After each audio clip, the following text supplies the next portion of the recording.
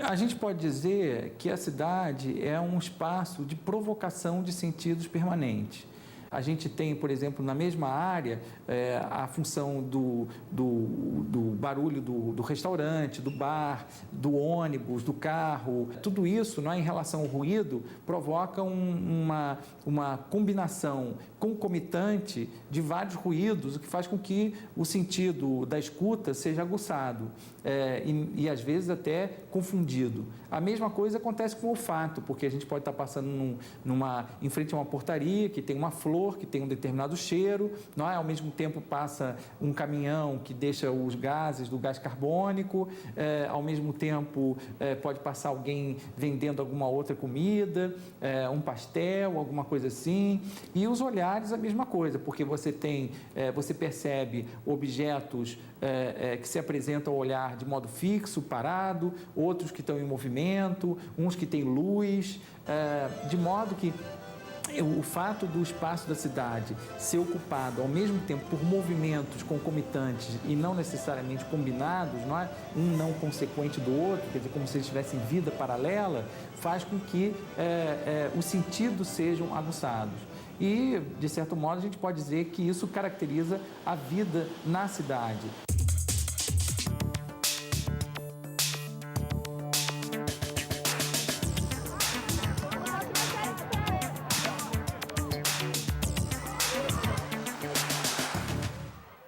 Você sabe quais são os 5 sentidos? Olfato, visão. Paladar.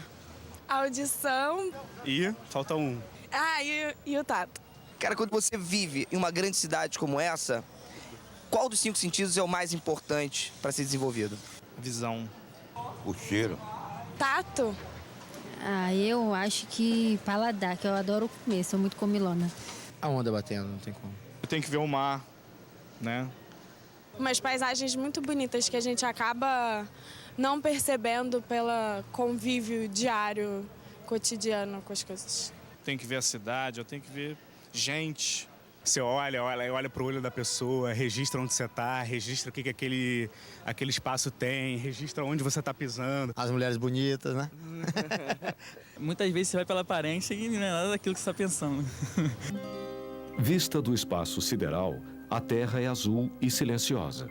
Por dentro, suas inúmeras grandes cidades são coloridas e são também sonoras. Tem cheiros e texturas. Alguns sons urbanos são harmoniosos, como o canto dos pássaros ao amanhecer, o ruído das ondas do mar quebrando na areia, o suave barulho do vento sacudindo as folhas das árvores e as melodias dos sinos das igrejas. Outros nem tanto. Em seus cenários diversos, as cidades experimentam orquestrações que mesclam buzinas de carros, sirenes de ambulância, apitos de guardas de trânsito, berros de camelôs e gritos de torcidas durante os jogos de futebol. São tantos os sons, tantas as cores e tantos os contrastes. E são os contrastes que definem as cidades.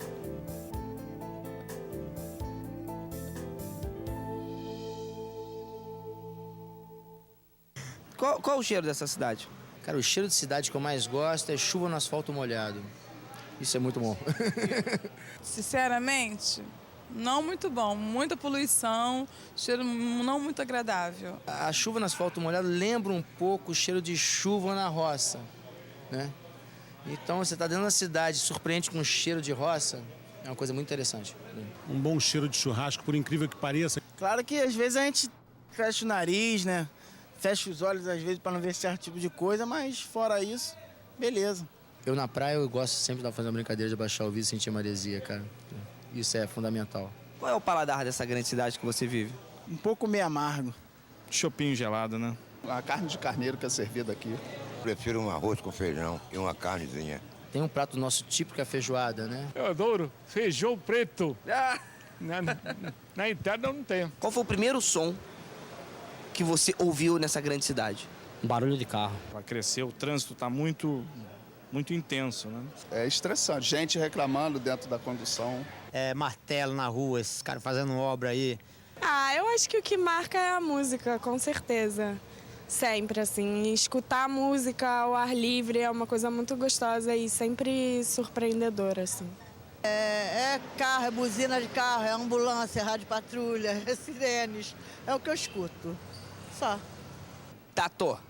Eu acho que o corpo humano, né? Não tem nada mais gostoso do que acariciar alguém que você ama, seja da família, um namorado, um filho.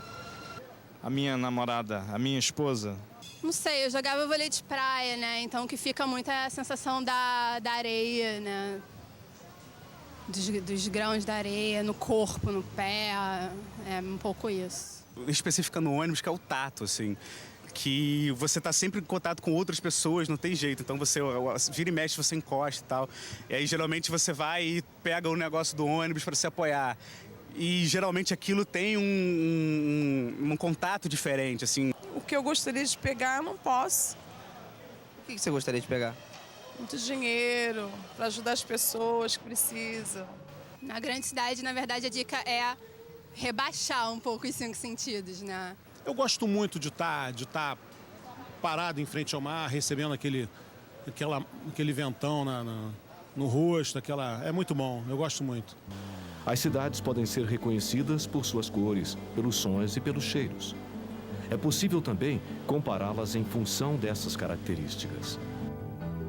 Há quem diga que Lisboa, a velha cidade, é ao mesmo tempo a menina moça do fado, que Londres é cinza e que seu cheiro é úmido e pesado. Há quem descreva Marrakech como um oásis no meio do deserto, por conta das centenas de árvores de cedro que existem no seu entorno e do cheiro da madeira trabalhada pelos artesãos da cidade. Há também quem afirme que Manhattan cheira a um misto de asfalto e de vapor que vem do subsolo.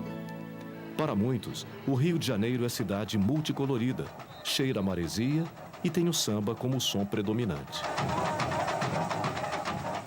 Controlar esses sentidos é um pouco a gente tentar organizar a paisagem da cidade, combinar materiais na cidade, organizar melhor os fluxos, não é? As áreas de passagem, de movimento na cidade, controlar a densidade de automóveis ou de meios de transporte na cidade e construir circuitos narrativos na cidade. A gente saber que existem áreas da cidade que são caracterizadas por um determinado sentido, não é? Onde as águas predominam, onde você escuta o barulho da água, outras, não é? Em que a gente vai ver o verde predominando, outras em que a gente vai ver a residência predominando, outras em que a gente vai ver os bares predominando. Isso tudo faz com que a gente perceba a identidade da cidade.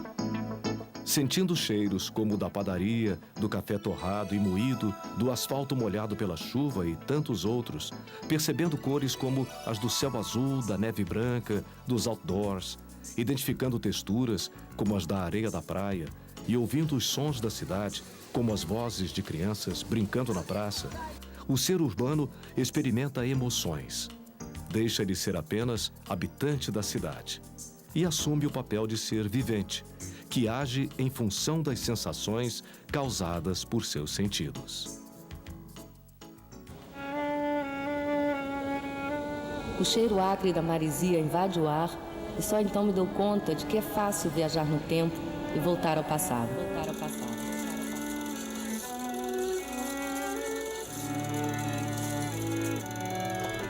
Esse cheiro me lembra ele, que vejo agora em sonho, sentado ali no calçadão, onde tantas vezes tomamos água de coco e comemos milho.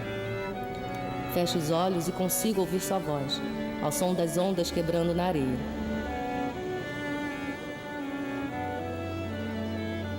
Sua voz está em mim, mas está aqui também.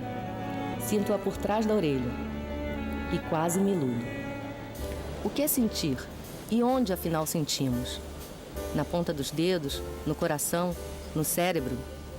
O inesperado é que a memória e a imaginação possam resgatar de tal modo a sua presença que ela se materialize aqui, agora para mim. Unicamente porque desse mar aqui em frente vem esse cheiro de alga, sal, filtro solar, tudo misturado, mar. Em quantas cidades do mundo esse cheiro de litoral urbano poderia estar? Rio, Recife, Santos, Salvador, Xangai, Barcelona, Havana, Marsella. Esse cheiro que eu suponho tão pessoal e que é quase um cartão postal se os cartões pudessem ter cheiro. Ou será inconfundível a maresia de cada cidade? Talvez alguém com um olfato mais refinado conheça as cidades pelo seu aroma. Me distraio tomando um café, enquanto relembro um texto do compositor cronista Aldir Blanc, que li recentemente. Na verdade, uma carta, em que Aldir descreve uma antiga ida à praia assim: o inesquecível para mim não era o mar, mas a fragrância, misto de perfume e ânsia, que sentia ao sair do túnel novo. Menino precoce, sempre associei aquele cheiro a mulheres bonitas de perna grossa.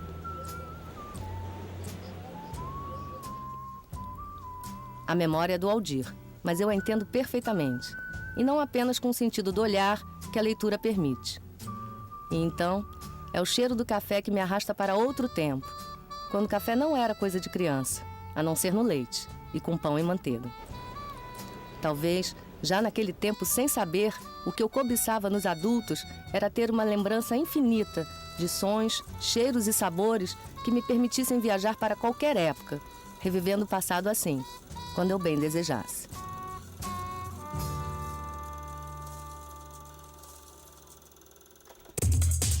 Se você estiver submetido a essa exposição permanente de provocação de sentidos, não é? A um estado de excitação permanente e de letargia, que você tenta se anestesiar para se proteger dessa provocação de sentidos permanentemente, que exaure as pessoas, não é? Então é preciso que o poder público esteja muito atento a essa situação, porque isso pode comprometer a qualidade de vida, não é? E, sobretudo, não é? A qualidade da experiência urbana. Nas grandes cidades do mundo, cada virada de século suscita o medo do fim do mundo. Nessas mesmas cidades, no entanto, a expectativa por um mundo melhor leva milhões a festejar a entrada de um ano novo. Medo e esperança. Eis um binômio que, desde sempre, habita corações e mentes dos seres humanos cada vez mais urbanos. O que te dá medo nessa grande cidade? A primeira coisa que me vem à cabeça quando falo em medo é barata, né? Corrupção de hoje em dia. Mais do que um bicho, do que um animal. Grandes tragédias, enchente quando chove muito aqui. Eu nunca fui assaltado, mas eu tenho um grande medo de ser assaltado.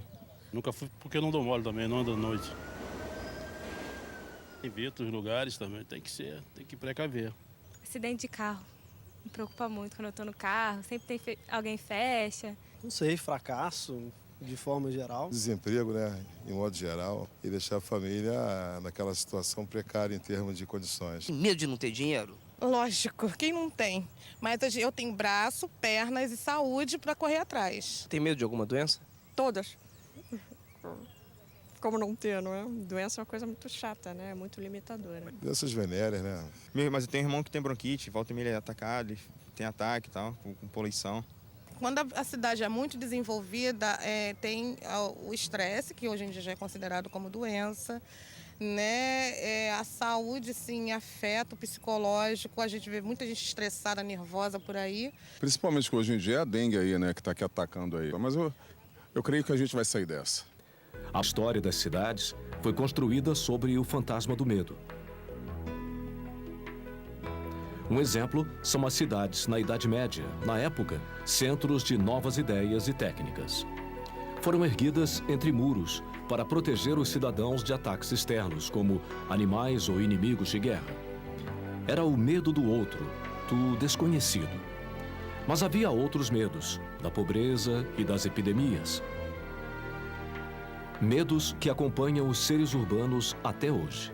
Como é que uma grande cidade ela pode propiciar a seus cidadãos uma melhor qualidade de vida? Para que esses medos que vocês sentem se afastem? Segurança pública e limpeza, eu acho que isso é o principal. Uma cidade sem medo, uma cidade sem violência é quase uma utopia, né? É muito difícil de existir. Mas assim, tem como se diminuir isso, com policiamento, com mais praças, com mais atividades, principalmente educação. Educação vai trazer as pessoas mais pensamento crítico para criticar ações do governo, para reivindicar seus direitos. E você se sente mais seguro andando sozinho ou andando acompanhado? Sozinho. Mais seguro acompanhado. Eu estava acompanhada até agora. Eu estava com uma amiga, só que ela foi para outro lugar e eu estou indo encontrar meu pai agora, que ele vem me buscar. Eu me sinto mais seguro quando eu caminho sozinho. Até porque eu tenho certeza do que eu não cometi ato nenhum errado. Eu não tenho medo dos meus passos. Agora que eu passo aqui do próximo, que é um pouco complicado, que a gente não sabe qual é esse passo. Tanto faz, eu me sinto segura sozinha e às vezes acompanhada também. Você já se sentiu sozinho, mesmo estando ao redor de milhões de pessoas? É todo mundo, às vezes você pode estar no meio de uma multidão, num show maravilhoso, mas você está sozinho. Não. Não me sinto sozinha, nunca. É muito fácil se sentir só numa cidade cheia de gente, é muito fácil. Acho que na cidade grande é muito mais fácil se sentir só do que numa cidade pequena de interior. Você tem várias situações na cidade que supermercado, no elevador, na praia, no ônibus, no metrô, em que essa questão do contato muito estreito e a necessidade de estabelecer a distância, de estabelecer simbolicamente uma distância que já não mais existe espacialmente, eu acho que é um traço fundamental da cidade. Há medos que, ao longo do tempo, adquirem o sentido de tradições e que acabam por explicar a história da ocupação das cidades. No Rio de Janeiro do século XIX, por exemplo, os estrangeiros queriam morar em Santa Teresa ou no Alto da Boa Vista, porque a altura os protegia da contaminação de doenças infecciosas e das epidemias.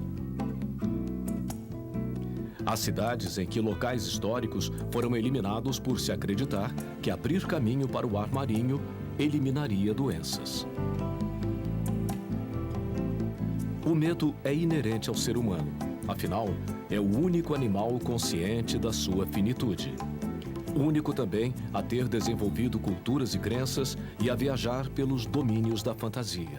A imaginação difusa de uma ameaça que não se sabe de onde vem, ela é devastadora, porque ela explode de uma maneira irracional.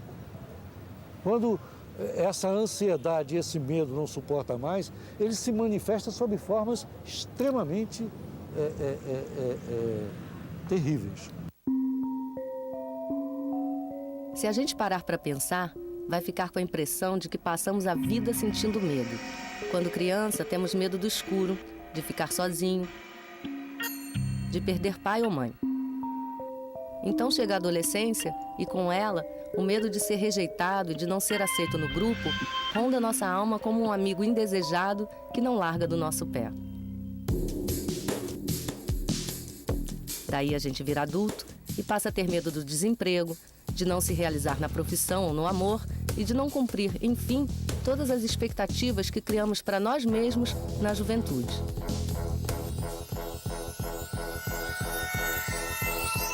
Na velhice, alguns desses medos se acirram graças à proximidade da morte. Como se não bastasse toda essa angústia íntima, ainda aparecem para nos assombrar os medos coletivos. Aqueles que traumatizam um grupo específico ou uma população inteira. É o que acontece depois de grandes catástrofes naturais, o medo então se espalha. E durante um bom tempo, todos ficam reféns dele. Até que a memória do perigo se dissipe o suficiente para que a gente retome a rotina diária, mesmo que com a orelha em pé e os olhos desconfiados.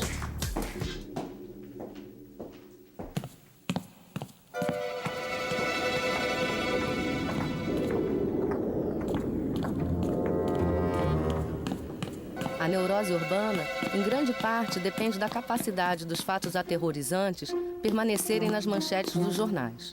Em que grau ou em que nível muitos dos nossos medos são alimentados pela mídia, pela repercussão que determinada notícia alcança? Por outro lado, seria honesto censurar esse tipo de matéria?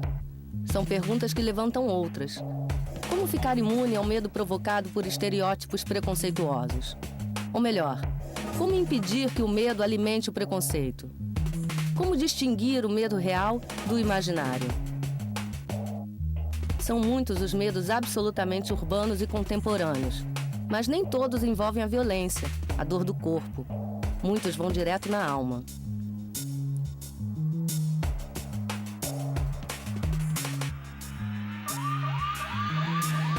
O medo de ficar sozinho, por exemplo, é um medo ancestral e atávico, mas parece ainda mais complexo numa cidade grande, cercada de gente por todos os lados.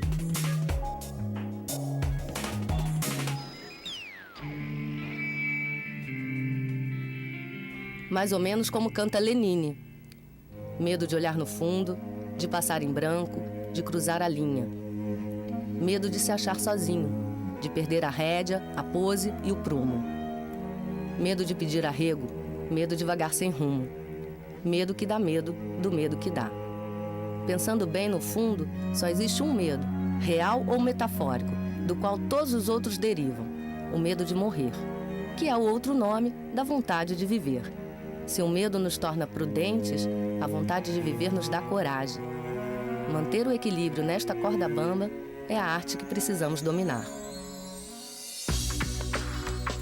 E assim seguimos em frente, com a força e a coragem que também encontramos nas grandes cidades. A cidade nasceu para ser o lugar do encontro. Existimos no olhar do outro e o outro a partir do nosso olhar. Espaços coletivos são lugares em que vivenciamos a afetividade necessária para vivermos plenamente, superando nossos medos. Qual lugar você se sente mais seguro? Por acaso, é meu bairro, onde eu moro, é Copacabana. Dentro da minha casa. Passei do portal de casa para dentro, eu me sinto segura. Como é que você enfrenta os seus medos? Tentando fazer da forma melhor que eu posso, procurando enfrentar todos os meus obstáculos. É isso. Rezando, cara, só rezando. Também não dá pra viver pensando só nos medos, né? Tem que... Muita fé em Deus e eu componho a minha família. Bom, eu acho que no momento desse a gente procura sempre apoiar mais em família e amigos. Eu acho que é as coisas principais aí. Eu, pelo menos, procuro dessa forma. Nós que trabalhamos à noite, nós não temos que temer, nem ter medo de nada. O que acontece? Nós enfrentamos com aquela seriedade o medo, sendo que a gente fica sempre com o pé atrás devido às covardias, né? E nós temos que ter força, ter fé em Deus, nos nossos santos de devoção, né? E partir para dentro. Tentar o melhor. Eu tento tirar... Você pode estar horrível, mas eu tento tirar o melhor de você. Eu nunca tento, vou te azucrinar, vou te deixar mais para baixo. Não. Você tem o seu melhor, você tem a sua estrela, você pode sim brilhar. Eu não sou rica, não sou nada, e eu consegui entrar numa faculdade federal de medicina. Pô, eu tinha 17 anos quando eu entrei, olha só. É muito difícil acontecer. Então, acho que não. Acho que tá tudo certo, tá tudo encaminhado. Eu tenho que me esforçar, claro. Tento escutar uma música mais alegre, esporte, acho que também é uma boa saída, porque ali você acaba esquecendo dessa solidão, desse medo de alguma coisa, você acaba convivendo ali com a pessoa na academia, sai para dar uma corridinha e tal, e acaba esquecendo. Acho que pensar muito só vai me deixar mais ansiosa. Eu odeio ansiedade. A ansiedade me faz mal. Aí eu fico não tentando pensar nas coisas futuras. Eu acho que no momento eu estou pensando mais em aprender a medicina para poder exercer bem a profissão. Mas eu não deixo isso dominar, entendeu? A gente toma suas medidas, suas precauções, mas eu não deixo isso dominar. É diferente da barata, por exemplo. Que é incontrolável. Quando você vê uma barata, o que acontece? Se for uma barata grande, sei lá, eu começo a berrar, sair correndo, essas coisas. Com o desenvolvimento das grandes cidades, a lista dos medos foi se ampliando. Mas veio também a busca incessante por formas saudáveis de superá-los. Essas formas se encontram nas próprias cidades. Afinal, elas também são espaços de encontros, de integração e da prática da solidariedade. Espaços públicos, áreas verdes, um sistema de mobilidade urbana eficiente e múltiplas opções de lazer são alguns exemplos de como uma cidade pode propiciar mais qualidade de vida a seus habitantes. Nada melhor do que o convívio social saudável como fator de promoção do bem-estar dos cidadãos. A gente pode dizer, de um modo geral, que a cidade ela é o tempo todo um espaço de provocação dos sentidos e desperta as sensações as mais diversas, porque cada um a experiência desses sentidos na cidade faz com que a hora a gente se assuste, a hora a gente se excite, a hora a gente se tranquilize. Então, isso é uma combinação de sentidos e sensações, não é, que decorre dessa situação de densidade e movimento não combinado na cidade, marcado por essa sobreposição de funções no mesmo espaço.